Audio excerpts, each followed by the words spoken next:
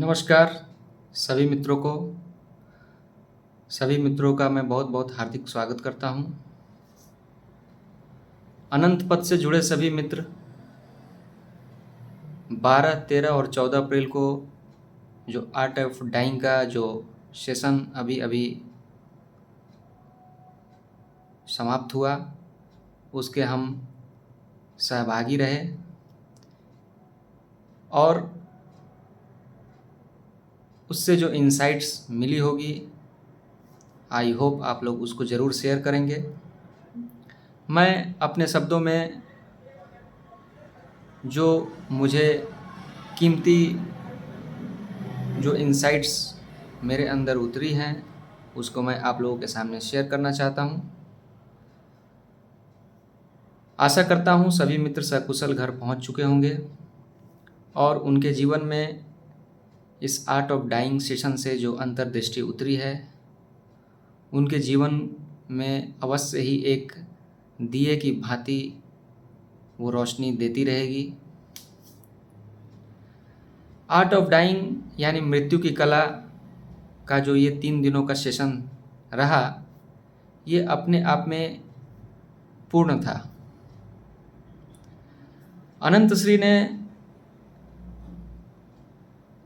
प्रारंभ में ये स्पष्ट कर दिया था कि हमारे सामाजिक और मानसिक धरातल पर मुख्यतः 3 प्रकार के टैबूज हैं, सेक्स, मनी और डेथ, अर्थात काम वासना, धन या अर्थ और मृत्यु।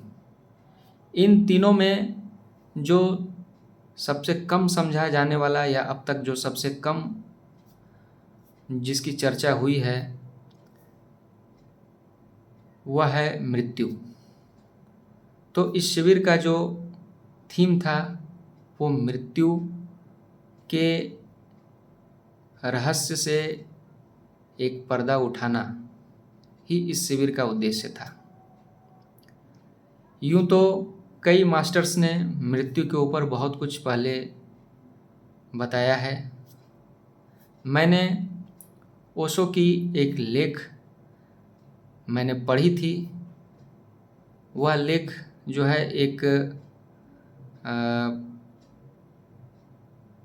वह लेख जो उसका शीर्षक था वह था मैं तुम्हें मृत्यु सिखाता हूँ।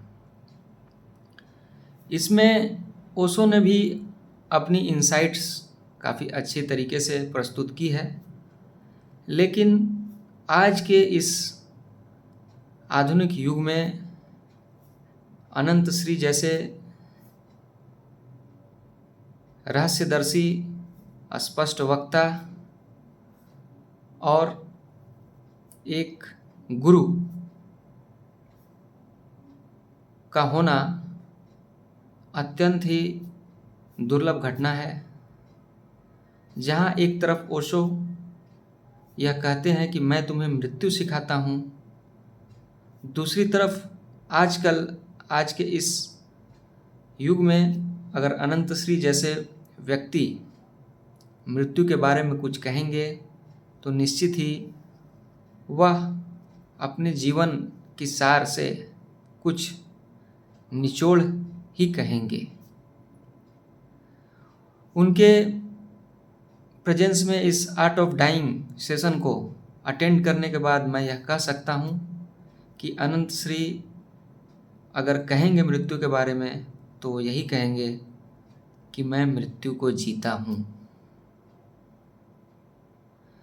अर्थात जिसने मृत्यु को पल पल जिसके अंदर देखने की क्षमता विकसित हो चुकी है वही कह सकता है कि मैं मृत्यु को जीता हूँ, और वही असली अर्थों में जीवन को जी रहा है। यदि मृत्यु को किसी ने नहीं जिया तो वो जीवन को भी पूरे तरीके से नहीं जान सकता है, नहीं जी सकता है। तो मृत्यु के मायने हमारे लिए क्या थे इस शिविर से पहले? इस शिविर से पहले मृत्यु के मायने हमारे लिए थे कि जब भी कोई व्यक्ति, कोई वस्तु पूर्णतया समाप्त होती है अचानक से, तो हमारे लिए वही मृत्यु है। लेकिन अनंत श्री ने बहुत ही स्पष्ट शब्दों में, बहुत ही निष्पक्ष रूप से हमारे समक्ष यह बात रखी कि मृत्यु क्षण क्षण में घटने वाली एक घटना है। मृत्यु हर पल घट रही है। उसको हम इस तरह से भी समझ सकते हैं, जैसा कि उन्होंने बताया कि हमारे शरीर में लाखों कोशिकाएं हैं। हर एक कोशिका मिट रही है और नई कोशिका जन्म ले रही है। यानी हमारे शरीर की जो जीवन धारा है, उस कोशिका के मिटने और नई कोशिका के बनने से ही वो आगे बढ़ रही है। यदि कोई भी कोशिका नहीं मिटेगी तो नई कोशिका नहीं बनेगी।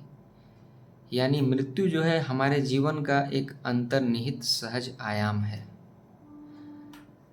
इस इंसाइट से हमें मृत्यु को एक्सेप्ट करने में बहुत ही सहजता महसूस होगी। अनंत श्री ने कई कोणों से मृत्यु के रहस्य को उद्घाटित करने का भरसक प्रयास किया है। अनंत श्री ने यह बताया कि वर्तमान में ठहरकर ही हम मृत्यु से रूबरू हो सकते हैं, क्योंकि मृत्यु सदैव वर्तमान में घट रही एक घटना है। मृत्यु वर्तमान में घट रही घटना है और वर्तमान में जीना अर्थात अतीत के जो कामनाएं हैं और भविष्य की जो आकांक्षाएं हैं, उनसे मुक्त होकर ही वर्तमान में हम ठहर सकते हैं। आदतन हम किसी भी घटना के बीत जाने के बाद या किसी की मृत्यु या कुछ असंभावित घटना के घटने के बाद ही हमें बाद में पता चलता है कि यह घटना घटी, और हम उसकी व्याख्या ही तब शुरू करते हैं जब वो घटना घट चुकी है और कुछ समय के बाद हमें पता चलता है। यानी कि हम उस समय भी वर्तमान में जी नहीं रहे होते हैं और हम अतीत की व्याख्या में और भविष्य की चिंता में खो जाते हैं। हम वर्तमान में जी ही नहीं रहे होते हैं। अनंत श्री ने वर्तमान में ठहरने के लिए बहुत ही कीमती और अचूक कीमिया हमारे सामने प्रस्तुत किया है। यूँ तो अनंत श्री ने जितना कहा है उससे मृत्यु को तो हम समझ ही सकते हैं, लेकिन उन्होंने जो कहा है उससे ज़्यादा उन्होंने जैसे जिया है या वो जैसे जी रहे हैं, उनकी जो जीवन शैली है, वो इस मृत्यु के रहस्य को और भी एक विस्तृत जो है पर्सपेक्टिव में हमें दृष्टिगत कराती है। उनका पर्सपेक्टिव, उनके जीने का नज़रिया, उनके हर क्षण क्षण के जीवन में जैसे झलकता ही रहता है। उन्होंने बताया कि हमारा जीवन जो है एक मूवी के फ्रेम की तरह चल रहा है।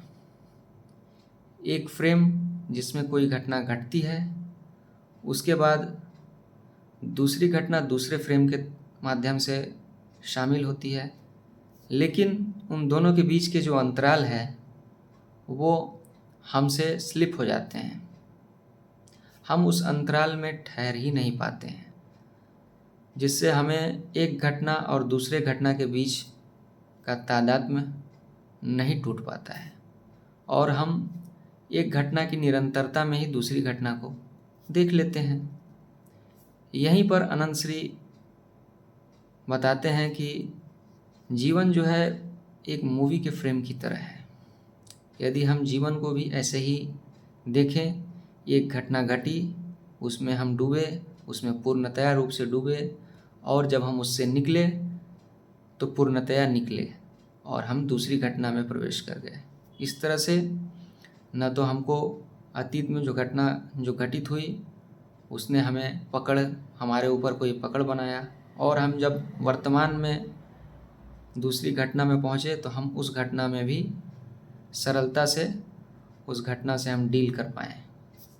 तो इस तरह से मृत्यु के संबंध में ये सेशन मृत्यु के एक्सेप्टेंस, मृत्यु के रहस्य को बहुत ही फ्रूटफुल रूप से हमारे समक्ष उन्होंने रखा। आशा करता हूँ कि सभी मित्र अपने अपने इनसाइट्स को शेयर करेंगे और उनके अंदर एक गहरी अंतर्दृष्टि उतर रही होगी। बहुत बहुत शुभकामनाएं और प्रेम। नमस्कार।